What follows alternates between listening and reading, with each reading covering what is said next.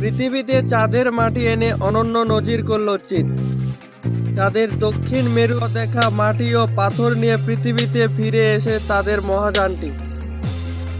যুক্তরাষ্ট্র ও রাশিয়া চাঁদের কাছাকাছি অঞ্চল থেকে নমুনা অনুগ্রহ করলেও চীনই প্রথমবার এ মাইল ফলক স্পর্শ করল। ইতিহাস গড়ল চীন, যে কাজ এর আগে অন্য কেউ পারেনি তাই করে দেখিয়েছে দেশটি। বিশ্বের প্রথম দেশ হিসেবে চাঁদের দক্ষিণ মেরু থেকে নমুনা সংগ্রহ করে পৃথিবীতে ফিরে এসে চীনের নভোযান চেংই। চাঁদ থেকে নমুনা সংগ্রহ করে এটি দেশটিকে বড় সাফল্য বিবেচনা করে বিজ্ঞানীরা।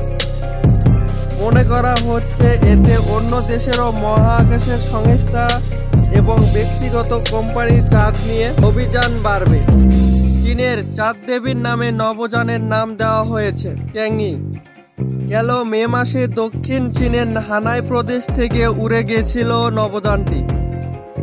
পরে নভোযানটি দুজন চাঁদের দক্ষিণ মেরুতে অবতরণ করেন। চাঁদের ওই অংশ পৃথিবী থেকে কখনো দেখা যায়নি। 2 দিন ধরে চাঁদের পাথর এবং মাটি সংগ্রহ করে মিশন লেটার।